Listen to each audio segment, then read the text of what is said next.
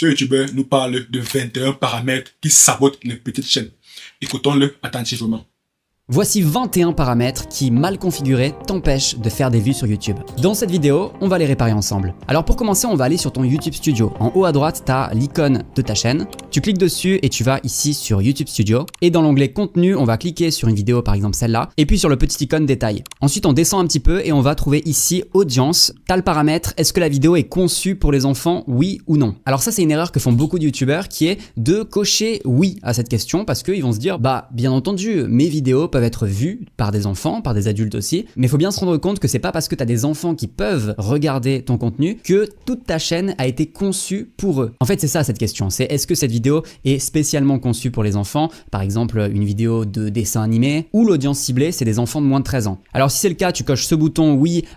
Le fait que ce soit une erreur, c'est dû au fait que si c'est coché, alors cela va limiter la portée de la vidéo et par conséquent, cela va limiter la visibilité de la vidéo et in fine, cela va limiter les revenus que YouTube va vous verser. Donc c'est très important de toujours cocher non. Ne même pas cocher le fait qu'à chaque publication, nous-mêmes on paramétrera cet élément. Il faudrait toujours et toujours cocher non. Et ainsi, dans les futures publications, on ne se tracasse plus. Et plus tard, s'il advient que notre vidéo perce, alors la portée ne sera pas limitée et par conséquent, les revenus que YouTube nous versera ne seront pas également limités. La vidéo est conçue pour les enfants, mais en faisant ça, ta vidéo va avoir des limitations, notamment pas de commentaires, pas de monétisation, la vidéo va être mise en pause dès que la personne sur téléphone va réduire la vidéo, ça va complètement la mettre en pause. C'est bel et bien ce dont je parlais avant qu'il explique lui-même. C'est bel et bien cela. Bref, tout à coup, ta chaîne va avoir des options très limitées et c'est ce que tu as envie d'éviter, notamment si tes vidéos ne sont pas conçues spécialement pour les enfants. Ça serait dommage de cocher la case oui, alors que c'est pas le cas. Deuxième paramètre, là on va le voir en appuyant sur le petit bouton plus pour voir tous les détails de la vidéo. On descend un petit peu et on va ici dans chapitre automatique. Alors le chapitrage automatique, c'est le fait de couper en segments ta vidéo et le spectateur va voir que sur la barre de lecture, il y a plein de sections différentes et il pourra décider de sauter d'une section à l'autre plus facilement. Alors le problème avec cette option... Oui, le chapitrage automatique, c'est très intéressant, surtout lorsqu'il s'agit des vidéos très longues. Généralement, si vous faites des podcasts qui durent par exemple 2 heures de temps, alors c'est intéressant de mettre des chapitres parce que quand c'est trop long, cela n'encourage pas les spectateurs à consacrer 2 heures de sa vie à regarder toute votre vidéo.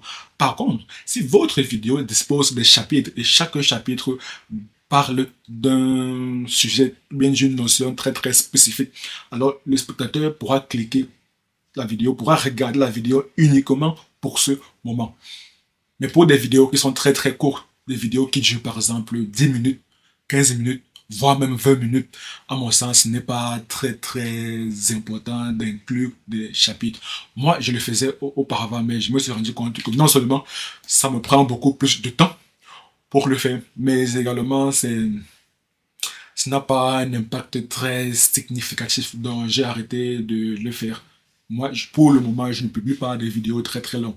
Peut-être qu'à l'avenir, lorsque je ferai des vidéos très longues, style des formats podcast, des vidéos d'1 heure 30, 2 heures, là, je réfléchirai sérieusement à faire des chapitres pour bien segmenter, pour bien fragmenter la vidéo et pour que pour chaque fragment, le spectateur puisse savoir que j'aborde une notion très particulière.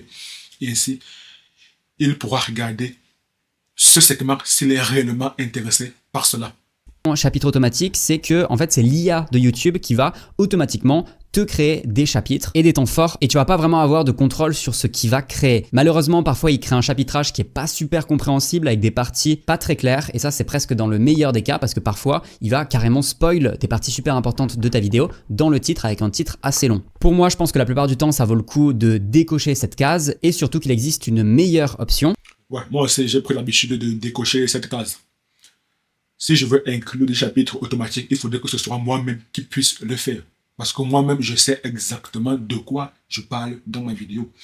Et non laisser l'IA de YouTube qui, à ce jour, n'est pas encore ultra performante pour réellement détecter, pour réellement fragmenter les différents segments de la vidéo. Moi, pour le moment, je préfère le faire manuellement. Mais peut-être qu'à l'avenir, lorsque l'IA de YouTube sera beaucoup plus performant, j'aurai recours à l'IA parce qu'avec l'IA, je vais économiser du temps. Et le temps est une ressource très, très précieuse. Le temps est la ressource qu'on ne peut pas regagner à nouveau. C'est une ressource épuisable, si on peut dire ainsi. Une ressource, comme j'aime dire, non rattrapable. Je ne sais pas si c'est une expression française, sûrement Molière est en train de se retourner dans sa tombe lorsqu'il m'entend parler. Qui est de créer toi-même tes sous-titres en allant dans la description de ta vidéo. Tu peux avoir une section chapitrage. Bon, moi là ici j'ai écrit se repérer dans la vidéo et tu peux simplement écrire des timecodes comme ça, 00. Tu peux écrire par exemple introduction. Disons que l'introduction elle dure 1 minute. Donc là, à 1 minute, tu peux avoir la partie super cool de la vidéo. À 3 minutes 12, la partie encore plus cool. Et voilà, tu continues à créer ton chapitrage comme ça en mettant des timecodes, un espace et puis directement le titre de la partie. Bien entendu, t'oublies pas ensuite d'enregistrer.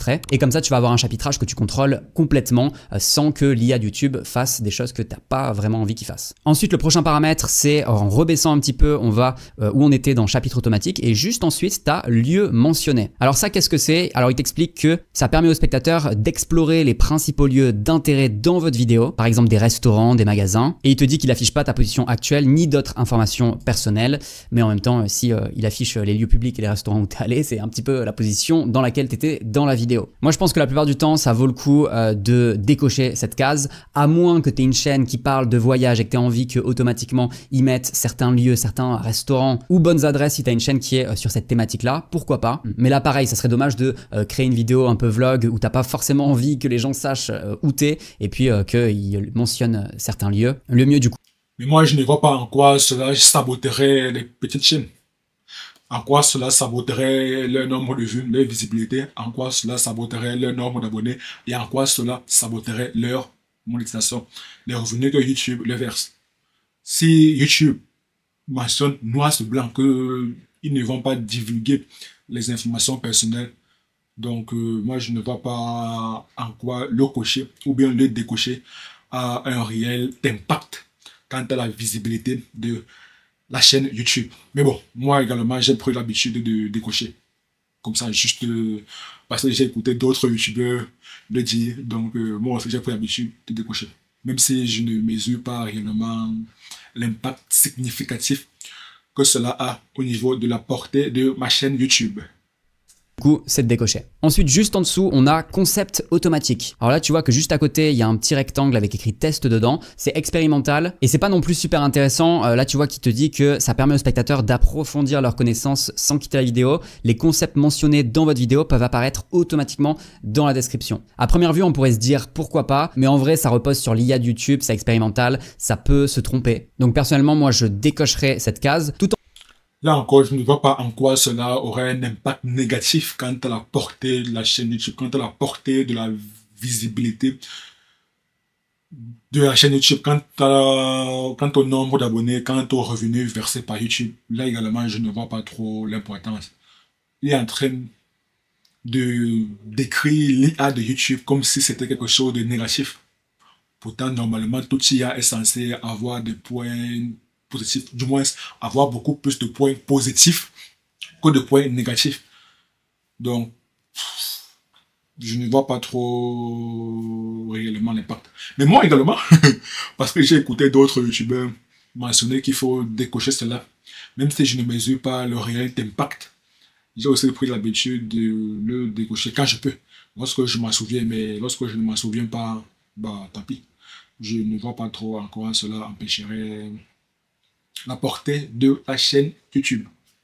En regardant comment ça va évoluer dans le futur et si ça peut être intéressant pour ta chaîne ou pas. Ensuite, en descendant pas mal, tu passes les tags, tu vas encore plus bas et tu arrives ici dans licence et distribution. Tu as un bouton qui est de base coché, qui est celui-là, publié dans le flux abonnement et informer les abonnés. Ça, ce bouton, on choisit de le cocher ou de le décocher pendant la mise en ligne de ta vidéo. Et ça, c'est assez intéressant parce que la plupart du temps, moi, je pense que ça vaut le coup de cocher cette case. Ça permet que ton audience qui aime bien ton contenu, ta thématique, voit dans leur onglet abonnement ta vidéo pop quand elle est mise en ligne et publiée. Et puis aussi, aussi potentiellement de recevoir, tu sais, la petite notification s'ils ont activé la cloche quand ils sont abonnés à ta chaîne. Mais par contre, imaginons que tu décides de publier une vidéo qui est en dehors de ta thématique, qui va parler de quelque chose de différent et où tu te dis, ok, mon audience actuelle peut ne pas du tout être intéressée par le contenu de cette vidéo et ça peut même me desservir que de montrer cette vidéo à mes abonnés actuels. Alors ce que tu peux faire, c'est décocher cette case pendant la mise en ligne de la vidéo et du coup, elle apparaîtra pas dans le flux abonnement, elle sera pas montrée à cette première audience qui de toute manière sera pas intéressée et qui va un peu plomber les stats parce que ils vont pas cliquer sur ta vidéo et en plus de ça, ils auront une durée de visionnage pour ceux qui décideront quand même de cliquer qui sera extrêmement faible et ça peut plomber les statistiques de ta vidéo au départ. En décochant, tu laisses l'algo YouTube directement montrer aux personnes qui peuvent être intéressées par ta vidéo et même si potentiellement elle va moins bien démarrer en termes de vues, et ben peut-être qu'elle va prendre son envol beaucoup plus facilement que si tu l'avais montré à toute une partie de ton audience qui de toute manière n'est pas intéressée par cette thématique un petit peu différente et là elle aurait pas du tout décollé. Ensuite pour le 7e paramètre de... Ah ouais, c'est un paramètre très très intéressant. Ça, là au moins, là on comprend mieux. C'est beaucoup plus clair. Et là, ça a réellement un impact significatif quant à la satisfaction de l'audience, donc quant à la portée de la vidéo, car dorénavant, YouTube mesure la satisfaction de l'audience. Donc, faire publier des vidéos qui sont parfois hors thématique pourrait réellement desservir le YouTubeur parce que l'audience déjà présente s'attend aux vidéos d'une thématique bien particulière. Si l'on s'aventure à publier une vidéo dans une autre thématique, alors il vaudrait mieux ne pas informer l'audience actuelle. Donc là, c'est un paramètre très très intéressant et je trouve que c'est très très bien expliqué. Très très intéressant. De la chaîne, on va aller ici dans personnalisation. Tu vas dans l'onglet accueil et là il y a plein de choses que tu peux faire. Tu as toute une disposition et cette disposition elle est visible si tu vas ici dans votre chaîne. Tu peux voir que toutes ces colonnes c'est ce qu'on voyait avant dans personnalisation de la chaîne, donc vidéo, nouveau ici, tu vois il y a des playlists et compagnie. Tu peux à la fois choisir juste une playlist qui va s'afficher tout ici ou alors carrément plusieurs playlists. Là si je clique ici, il va y avoir toute la playlist avec les erreurs à éviter sur YouTube. Donc tu peux vraiment disposer exactement comme tu veux ta page d'accueil de chaîne. Et ça peut être important de le faire parce que si tu le fais pas, ça peut ressembler par exemple à ça, je crois que c'est le truc de base. Avec juste vidéo, il va mettre toutes les vidéos à la suite, ce qui est dommage quand tu peux carrément personnaliser. Il y a plusieurs choses que j'aime bien dans cet onglet. La partie pour vous, c'est vraiment pas mal parce que c'est YouTube qui va recommander de nouveaux contenus en fonction des centres d'intérêt de vos spectateurs. Et en fait, il va aussi choisir par rapport à l'historique de navigation des spectateurs, regarder les vidéos qu'ils ont déjà vues pour peut-être leur pousser certaines de tes vidéos qui peuvent correspondre. Là, c'est une fonctionnalité que YouTube a instaurée il y a très très peu. Parce que dorénavant, l'intelligence artificielle est au cœur de la croissance de YouTube. Donc, étant donné que l'algorithme YouTube se base beaucoup plus sur la satisfaction de l'audience, sur les centres d'intérêt de chaque personne qui se connecte sur YouTube, alors elle essaye d'améliorer au maximum son expérience de visionnage. Et cela passe à travers les centres d'intérêt, à travers les vidéos qu'elle a l'habitude de regarder, à travers l'historique du visionnage. Donc, pour une personne qui a l'habitude de regarder des vidéos dans une certaine thématique, non seulement YouTube, l'algorithme YouTube va lui recommander des chaînes qui traitent la thématique que la personne a l'habitude de regarder. Mais également, lorsque la personne cliquera sur la page de la chaîne YouTube, alors YouTube va lui proposer des vidéos qui correspondent à ses centres d'intérêt. Les vidéos de la chaîne YouTube qui correspondent à ces centres d'intérêt. Donc là, c'est une fonctionnalité très très intéressante que moi d'ailleurs j'ai incluse sur ma chaîne YouTube. L'onglet For You, l'onglet pour vous. Et d'ailleurs, YouTube a shippé ça chez TikTok. Parce qu'il me semble que c'est TikTok qui a été l'instigateur de cet onglet For You. Et tous les réseaux sociaux ont également intégré cet onglet For You. Même Instagram a également intégré l'onglet For You. Et YouTube a emboîté le pas en intégrant l'onglet For You. Donc là, vous comprenez que lorsque une entreprise propose une astuce géniale, alors, qu'est-ce que font les autres? Les autres copient. Ça, c'est le business. C'est comme ça que fonctionne le business. Ça vaut d'autant plus le coup quand sur ta chaîne, tu as plusieurs thématiques, plusieurs vidéos qui parlent de différents sujets et du coup, ça va adapter ta page d'accueil exactement à ce que recherche le spectateur. Tu as aussi une section bande d'annonces de la chaîne et dans cette section, tu vas pouvoir choisir deux vidéos. Une première qui va être une bande d'annonces de ta chaîne pour les utilisateurs qui sont pas encore abonnés. Donc là, pourquoi pas, ça peut être une toute petite vidéo qui explique ce qu'il y a sur la chaîne, pourquoi la personne devrait s'abonner. Et puis en parallèle, tu as une vidéo que tu peux sélectionner pour les abonnés. Donc c'est-à-dire que les gens qui arrivent sur ta chaîne en fonction de s'ils sont abonnés ou pas encore, ils vont voir une vidéo différente qui va se lancer automatiquement. Bon là, c'est là est très très intéressant. Mais il est en train de parler de la bande-annonce comme s'il fallait créer d'autres vidéos spécialement pour cela. Créer une bande-annonce, donc créer une vidéo pour des spectateurs qui ne sont pas encore abonnés et créer une autre vidéo, donc une bande-annonce, donc une vidéo très très courte.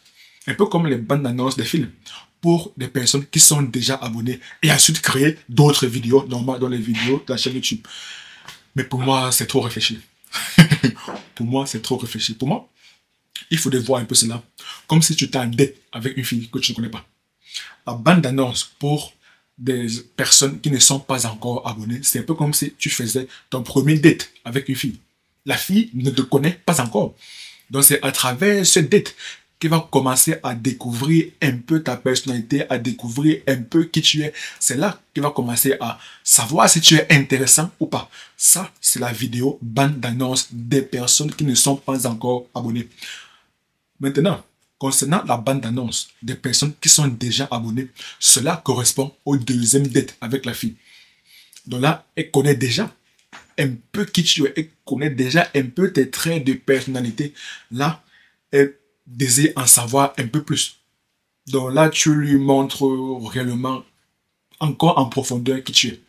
Donc, voilà, c'est un peu ça, si on devrait faire un parallèle avec le monde de la séduction, avec le monde des dating. C'est un peu ça. Bande-annonce des personnes qui ne sont pas encore abonnées correspond tout simplement au premier date avec la fille. Et bande-annonce pour des personnes qui sont déjà abonnées correspond au deuxième date avec la fille. Point barre. À mon sens, c'est beaucoup plus facile à retenir au lieu d'avoir des explications un peu farfelues. Il semble que par défaut, la disposition de base, c'est celle-ci avec les vidéos courtes et tes vidéos, mais t'as ni bande d'annonce, ni la section pour vous. Et je trouve que cette section vidéos courtes, c'est dommage de l'avoir directement sur l'onglet d'accueil parce que les vidéos longues en priorité, c'est quand même ce qui va t'apporter un lien, une connexion beaucoup plus forte avec ton audience, alors qu'avec des vidéos courtes, c'est beaucoup plus difficile de construire ce lien. En plus, mettre en avant en priorité les vidéos longues, c'est avoir une durée de visionnage plus élevée, donc du coup la monétisation. Et pour toutes ces raisons, je trouve que du coup les shorts, soit les mettre tout en bas, ça peut être une bonne idée, ou soit carrément supprimer la section. Bon, moi, clairement, je supprime la section vidéo courte. Je ne veux pas avoir des shorts sur la page d'accueil de ma chaîne YouTube. Non. Il y a déjà un onglet dédié aux shorts pour des personnes qui désirent consommer des shorts. Elles se rendent tout simplement au niveau de l'onglet short et elles consomment des shorts qu'elles ont envie de consommer. Mais ce que moi je mets en avant, c'est beaucoup plus des vidéos longues. Et c'est ça qui apparaît sur ma page d'accueil. Et il y a l'onglet de vidéos où c'est classé en termes de plus récent au plus ancien. Donc c'est en fonction de la date de publication. Et ensuite, on va rentrer dans les paramètres de la chaîne. Alors pour ce faire, tu vas tout à gauche dans les onglets, il y a l'onglet paramètres. Tu cliques dessus et la première chose qu'on va faire, c'est aller ici dans chaîne et choisir le pays de résidence. C'est important de... Bon, là, on va faire une chose très très intéressante.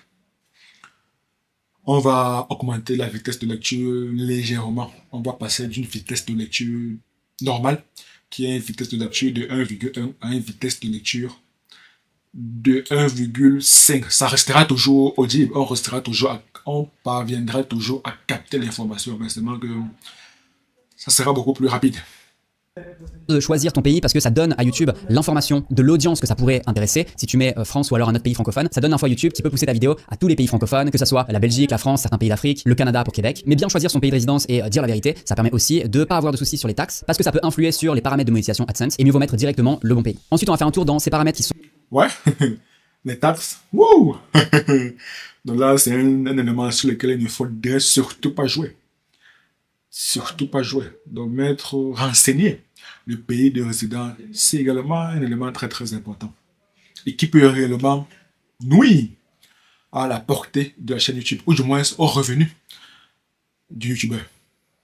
sont l'accès aux fonctionnalités. Tu as les fonctionnalités standard, intermédiaires et avancées. Et ce qu'il faut regarder, c'est si elles sont bien activées ou non. Je vais te montrer avec un autre compte ce que ça fait quand c'est pas activé. Alors là, tu vois que sur ce compte, les fonctionnalités intermédiaires et avancées, il n'y a pas le petit bouton vert activé. Et regarde bien si c'est le cas ou pas sur ta chaîne parce que ça a vraiment un gros impact, notamment sur les fonctionnalités intermédiaires. Si elles sont pas activées, tu peux pas faire des vidéos de plus de 15 minutes. Et en plus de ça, tu peux pas avoir les miniatures personnalisées. Donc clairement, si tu peux pas changer tes miniatures, ça va être compliqué d'avoir des vidéos qui percent. Donc regarde bien les conditions requises. Et là, pour le coup, il y a juste à valider son numéro de téléphone et ça débloque les fonctionnalités intermédiaires. Ensuite, pour le prochain paramètre, c'est pas vraiment un paramètre, c'est plutôt une astuce. Ce que tu peux faire, c'est aller sur ta chaîne et prendre ici l'URL de ta chaîne. On va le copier, je vais le mettre dans une petite note. Et ensuite, tu peux juste ajouter point d'interrogation, sub, tiré du bas, confirmation, égale 1. Et en faisant ça, en prenant ce lien et en le copiant, dès que tu vas le partager à d'autres personnes et qui vont cliquer sur ce lien, au lieu d'arriver simplement sur ta chaîne, ils vont en plus de ça avoir une petite pop-up qui va leur demander s'ils veulent s'abonner à ta chaîne. Alors autant te dire que c'est super intéressant, notamment pour gagner des abonnés, parce que si tu places stratégiquement, et on va le voir plus tard, ce lien à certains endroits de ta chaîne, ça peut augmenter grandement ton nombre d'abonnés. Le prochain paramètre, il est de nouveau... Ouais, c'est vrai, c'est très intéressant. Et c'est une astuce très puissante. Pourquoi? Parce que la plupart des personnes, du moins nous, lorsqu'on est sur les réseaux sociaux, lorsqu'on navigue sur Google, il y a des sites qui affichent des pop-up dans des fenêtres sur lesquelles ils nous demandent d'autoriser les cookies ou pas. Ou bien des onglets qui s'affichent, qui nous demandent de... J'ai encore oublié le terme. C'est continuer ou bien continuer sans accepter. Bref, lorsque ce genre de fenêtre s'affiche, généralement, on n'a pas trop envie de réfléchir. Donc, directement, on fait autoriser les cookies ou bien continuer au lieu de cliquer sur non accepter. Donc, généralement, on accepte les cookies sans trop réfléchir. Pareil donc, lorsque ce genre de fenêtre s'affiche, on ne sera pas attentif à fermer la fenêtre pour ne pas s'abonner au YouTubeur. On voudra que la fenêtre disparaisse le plus rapidement possible. Donc, ce qu'on va faire, même sans réfléchir, de manière inconsciente, pareillement comme pour les cookies qui sont affichés sur les sites web, on va s'abonner au YouTubeur et le YouTubeur gagnera de l'argent. Le YouTubeur gagnera des abonnés. Bon, moi, parce que je suis toujours drivé par le fait de gagner de l'argent sur YouTube. Parce que moi, la finalité pour un YouTubeur, c'est de gagner de l'argent et non de gagner des abonnés. Car, ça c'est une astuce, je pourrais dire à double tranchant. C'est, vous gagnerez des abonnés. Mais est-ce que ces abonnés seront réellement des personnes qui aiment vos contenus? On a vu que dorénavant, YouTube met en avant la satisfaction de l'audience. YouTube met en avant la satisfaction du spectateur. Donc, une personne qui s'est abonnée parce que vous avez affiché l'onglet, la fameuse astuce dont je l'ai partagé, mettre point d'interrogation, sub confirmation égale à 1. Cela pourrait inciter des personnes à s'abonner à votre chaîne YouTube. Mais si elles ne regardent pas vos vidéos parce qu'elles ne sont pas intéressées par vos contenus, alors elles ne seront pas satisfaites par vos vidéos et par conséquent, cela envoie un mauvais signal à l'algorithme YouTube. Donc finalement, on comprend que dans certains cas de figure, ça pourrait vous desservir. Donc c'est une arme à utiliser de manière très stratégique. Une arme à utiliser de manière très stratégique. On peut gagner des abonnés, mais en fin de compte, l'objectif n'est pas tant de gagner des abonnés. L'objectif reste et demeure de satisfaire tout spectateur qui fait l'erreur, qui s'hasarde à regarder vos vidéos ou bien à regarder votre chaîne YouTube. Dans l'onglet personnalisation du YouTube Studio, tu vas tout en bas de cette page et tu vas arriver sur filigrane vidéo. Alors comme ils disent, le filigrane il va apparaître sur tes vidéos dans l'ongle inférieur droit ici. Et bien entendu, ce qui est intéressant, c'est potentiellement de mettre un filigrane avec un appel à l'action qui peut être abonne-toi à cette chaîne. Alors petit exemple, je le montre sur une de mes vidéos, il est ici et dès que tu passes la souris dessus, tu as carrément le nom de la chaîne et le bouton s'abonner. Donc bon, bien entendu, je peux pas m'abonner à ma propre chaîne, mais voilà, ça peut être super intéressant et tu as plusieurs choix aussi. Tu peux décider de juste afficher en fin de vidéo sur l'intégralité de la vidéo ou comme moi j'ai fait, tu définis le début. Moi j'aime bien que ça pop à 4-5 secondes comme ça, bah visuellement, il y a un changement et pour le spectateur, ça se voit qu'il se passe quelque chose et qu'il y a un bouton qui vient de pop en bas à droite. Je trouve ça plus intéressant que de le mettre sur l'intégralité de la vidéo parce que bah, c'est quasiment toute la vidéo de toute manière 4-5 secondes. Mais en plus de ça, on se prive pas de la petite animation et du changement de il y avait rien en bas à droite et puis il y a ce bouton, qu'est-ce que c'est? Oh bah abonne-toi, pourquoi pas. Ensuite, on va faire un tour dans les paramètres de la chaîne. On va dans chaîne ici et on va aller trouver les mots-clés de la chaîne ici. Tu vas pouvoir écrire des mots qui vont donner des informations à YouTube sur la thématique de ta chaîne. Donc le mieux c'est de mettre déjà le nom de ta chaîne, t'appuies sur entrée et ça vient séparer chaque mot-clé. Donc voilà, là tu mets ce que tu veux et t'as quand même pas mal de place, hein, donc tu peux vraiment mettre pas mal de mots-clés. Donc ça c'est vraiment le genre de paramètres que tu fais une fois au début, bien fait et normalement tu touches plus. Ensuite on va aller dans les paramètres de mise en ligne par défaut et t'as quand même pas mal de choses qui sont intéressantes, notamment pour la description. Tu peux te faire une sorte de modèle que tu vas directement voir à chaque nouvelle mise en ligne. Donc ça peut t'aider sur la description. Tu peux d'ailleurs penser à mettre voilà, le petit lien qu'on avait avec sub confirmation et en mettant un appel à l'action, s'abonner à la chaîne, voilà, avec un petit emoji, ce sera peut-être un petit peu mieux. Et puis pareil pour la visibilité, les tags, tu peux. Bon, moi j'ai déjà une description un modèle de description. Parce que refaire à chaque fois une nouvelle description, à chaque fois que l'on publie une nouvelle vidéo, c'est très très fatigant. Donc autant mieux venir dans les paramètres, mettre une description type. Et à chaque nouvelle publication, changer juste 2-3 petits éléments, changer le tag et la vidéo est prête à être publiée. Déjà définir ça. Alors pour la visibilité, si tu mets rien, en fin de compte, c'est public qui va apparaître en premier. Et moi je te conseille, au lieu de mettre directement public, parce que parfois dans la mise en ligne, on oublie qu'en cliquant sur OK à la fin, elle va partir publique, elle va directement être publiée la vidéo, alors que peut-être que c'est pas du tout la bonne date, pas du tout la bonne heure. Donc mieux vaut mettre en privé ou non répertorié. Privé, je trouve que c'est pas mal. Comme ça t'arrivera pas, comme moi ça a déjà pu m'arriver, de publier une vidéo que tu voulais juste programmer pour plus tard, en oubliant que la visibilité par défaut c'est public. Et ça t'évitera aussi de publier une vidéo à 3 h du mat. Et d'ailleurs pour les heures de visionnage, on va voir un petit peu plus loin dans la vidéo. Moi c'est très très intéressant cela. Toujours mettre en mode privé au préalable, par défaut, en mode privé et à chaque publication de vidéos, on peut nous-mêmes changer ce paramètre, on peut mettre en non répertorié ou bien on peut mettre en public, donc que ça publie directement, ça publie instantanément, ou alors on peut programmer la vidéo à une heure bien spécifique. Quel est l'outil qui va t'aider à choisir exactement la meilleure heure pour avoir le maximum de vues à la sortie d'une vidéo. Ok, ensuite on continue avec la partie communauté ici. Si tu descends tout en bas, tu as une partie mots bloqués. Alors là, ce que tu peux faire, c'est ajouter des mots et les bloquer, ce qui va faire que chaque fois qu'il y a un nouveau commentaire avec ce mot, ça va pas forcément directement le supprimer, ça va le mettre en attente dans une partie. Et là, tu pourras aller voir dans les commentaires en attente si tu as envie de les approuver ou pas. Donc moi, je te conseille de mettre tous les mots qui dans ta thématique te font péter un câble. Et s'il y a des insultes qui arrivent souvent, tu les mets. Par exemple, gros pif pour moi, ça je sais que ça arrive. Ensuite, tu peux aussi bloquer des liens si dans les commentaires t'as plein de gens qui mettent des liens vers des sites chelous. Je te conseille aussi de faire ça et comme ça ils n'arriveront pas dans tes commentaires directement. Ensuite, de retour dans personnalisation de la chaîne, on va descendre un petit peu, voir la description de la chaîne. C'est ce qu'on pourrait appeler aussi la bio. Tu sais, c'est cette petite phrase qui va se voir ici et les spectateurs peuvent décider d'appuyer sur plus s'ils ont envie. C'est important de savoir que si la phrase est très longue, elle va être coupée et ça sera vraiment dommage. Donc fais des tests et reviens sur la page de ta chaîne histoire de voir si ça te convient. Ce que tu peux faire aussi, c'est dans les liens ici, ajouter des liens bien entendu. On peut ajouter le lien magique qui abonne les gens, on le met ici. Je vais écrire s'abonner et on n'oublie pas bien entendu de publier. Et là du coup quand tu affiches la chaîne, tu vois qu'il y a le petit lien qui vient de se mettre. Et la bio de la chaîne, ça me semble être un super endroit pour mettre un appel à l'action. Tu peux mettre un emoji aussi pour que c'est un peu plus de gueule. Ou alors si tu veux pas vraiment d'appel à l'action, tu peux expliquer le pourquoi de ta chaîne. Alors brièvement parce que sinon ça va se couper. Tu fais bien attention à que ça rentre bien et ça va être super. Ok, maintenant on va revenir. La bio là c'est maximum 1000 caractères.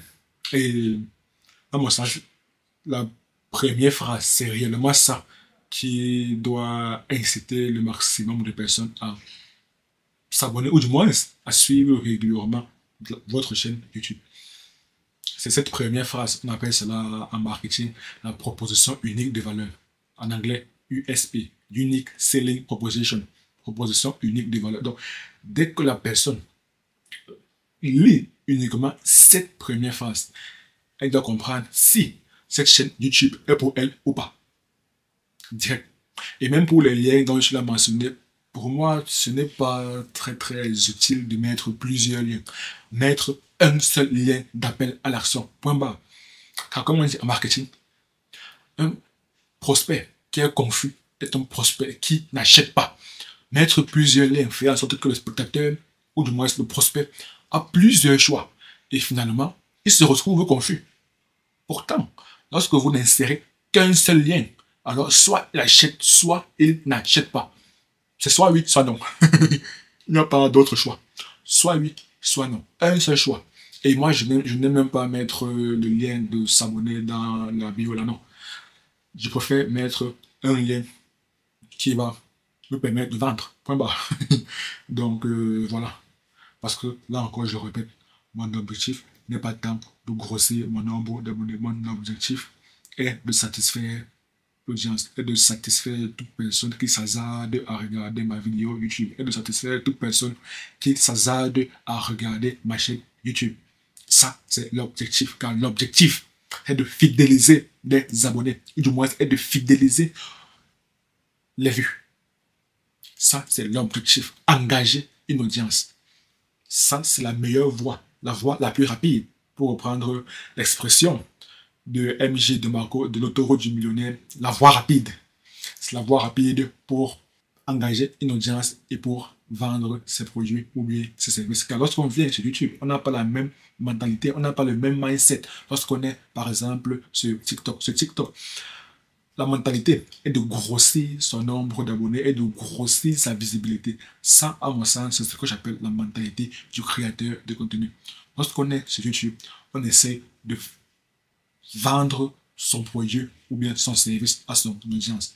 Donc, on essaie de voir son audience comme la clientèle. Et pour cela, il faudrait satisfaire cette audience. Il faudrait satisfaire cette clientèle. il faudrait avoir ce que j'appelle le mindset de l'entrepreneur, le mindset du business. Très, très important. Et ce mindset ne consiste pas à avoir des abonnés. Du moins, ce mindset du business ne consiste pas à avoir comme premier objectif, à avoir comme objectif principal de grossir son nombre d'abonnés. Ce mindset de l'entrepreneur, ce mindset du business consiste à engager une audience, à fidéliser une audience, car l'audience représente la clientèle.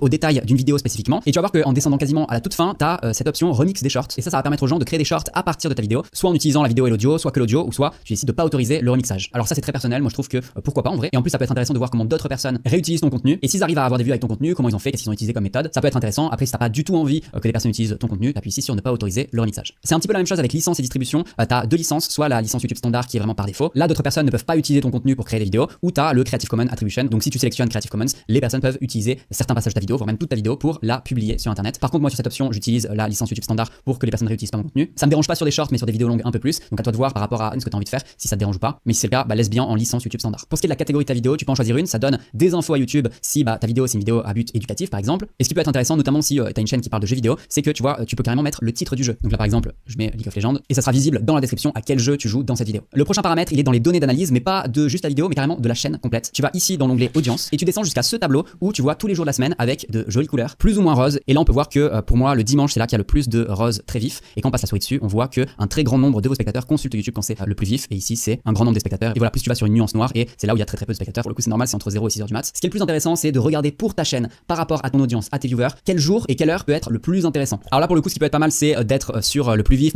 Ouais, cela a un impact quant au fait de gagner rapidement des vues et des abonnés. Mais comme YouTube le mentionne bel et bien, l'heure de mise en ligne d'une vidéo n'a a priori, entre parenthèses, pas de conséquences directes sur ses performances à long terme. Donc à long terme, l'heure de mise en ligne d'une vidéo n'a pas réellement un impact significatif. Néanmoins, pour donner une certaine impulsion à ta vidéo, je trouve que c'est important de publier la vidéo à une certaine heure, de publier la vidéo à une heure où des personnes sont déjà présentes, où le trafic est déjà présent. C'est un peu comme si vous souhaitez vendre un produit. Alors, vous devez aller là où le trafic est présent. C'est tout. Il faudrait aller là où le trafic est présent. Et c'est pareil donc lorsqu'on est sur YouTube. Lorsqu'on veut publier une vidéo, bien qu'à long terme, l'heure de publication n'a pas un impact considérable quant aux performances de la vidéo. Néanmoins, il faudrait publier la vidéo aux heures où le trafic est présent, aux heures où les spectateurs sont sur YouTube. Donc ce graphique est très important. Moi, je consulte régulièrement ce graphique pour savoir à quelle heure je dois poster ma vidéo. Je ne posterai pas ma vidéo à 3 heures du matin parce que lorsque je consulte mon graphique, je constate qu'à 3 heures, 4 heures du matin, très peu de personnes consultent YouTube. Donc ce n'est pas une heure adaptée pour ma chaîne YouTube à publier des vidéos. Par contre, généralement, le soir, aux alentours de 18, 19, voire même 20 heures, là, c'est une heure adaptée. Et là encore, ça dépend des saisons. En été, par exemple, aux alentours de 17, 18 heures, le trafic est moindre. Par contre, en hiver, aux alentours de 17, 18 heures, il commence à avoir beaucoup plus de personnes qui sont déjà sur YouTube. Ça, ce sont des chiffres qui me le disent. Ça, c'est à travers ce graphique que je le sais. Ce n'est pas au hasard. Je ne fais pas les choses aléatoirement. On prend toujours des décisions basées sur des chiffres. Il faudrait être data driven, drivé par des data, drivé par les chiffres. Car comme j'aime à le dire, et même à le répéter, les hommes mentent, les femmes mentent. Par contre, les chiffres ne mentent pas. Donc, à travers ces chiffres, je suis en mesure de prendre une bonne décision dénuée d'émotions. Car les émotions peuvent très facilement nous trahir.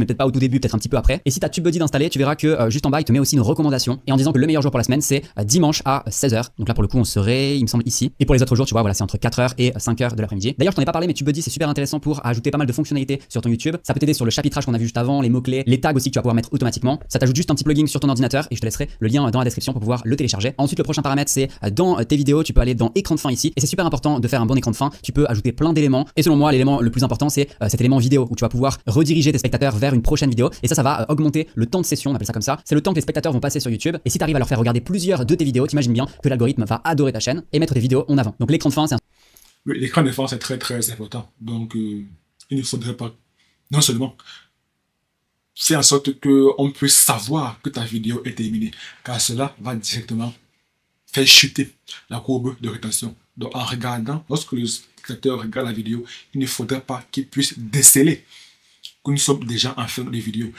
Et ce que moi je trouve dommage, c'est que par défaut, l'écran de fin sur YouTube commence à apparaître à partir de 20 secondes, 25 secondes avant la fin de la vidéo. Et 25 secondes, c'est énorme.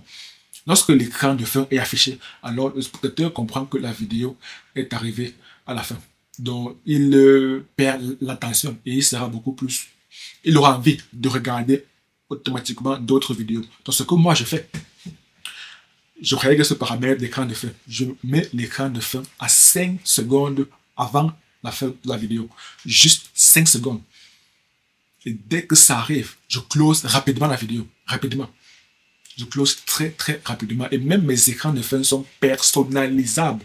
Sauf peut-être pour quelques vidéos où je laisse YouTube choisir le contenu adapté. On peut cocher cette option. Choisir un contenu adapté au spectateur. Donc c'est YouTube qui va directement choisir le contenu qui va convenir à chaque personne qui regarde la vidéo. Car comme on dit toujours, la dernière impression compte. La première impression compte et la dernière impression compte. Et comme on est sur YouTube, alors il faudrait augmenter au maximum son temps de visionnage, sa durée de visionnage. Et l'écran de fin permet de faire en sorte qu'une personne, lorsqu'elle a regardé votre vidéo, si vous avez un écran de fin, un appel à l'action très intéressant et très short, très très court pour inciter des personnes à regarder une autre vidéo, alors cela augmentera votre durée de visionnage, cela augmentera votre session de visionnage et YouTube adore cela. YouTube adore cela. Quand YouTube se rend compte que des personnes regardent de plus en plus vos vidéos, des vidéos de votre chaîne YouTube, pas seulement une seule vidéo, mais que des personnes regardent plusieurs de vos vidéos d'affilée, YouTube en conclut que vous êtes un bon partenaire. Maintenant que tout cela est dit, est-ce qu'il faudrait obligatoirement avoir une grosse chaîne pour commencer à gagner de l'argent sur YouTube? Lorsque je parle de grosse chaîne, c'est dans un premier temps franchir la barre des 1000 abonnés et rechercher à augmenter son nombre d'abonnés. Est-ce que l'argent qu'on peut réussir à gagner à travers YouTube est intimement lié au nombre d'abonnés que l'on obtient? À mon sens, ce n'est pas nécessairement le cas. On peut gagner de l'argent avec une très très faible audience. Donc même lorsqu'on a une petite chaîne, on peut toujours gagner de l'argent. Et si vous voulez savoir comment le faire, alors cliquez juste sur la vidéo qui apparaît à l'écran.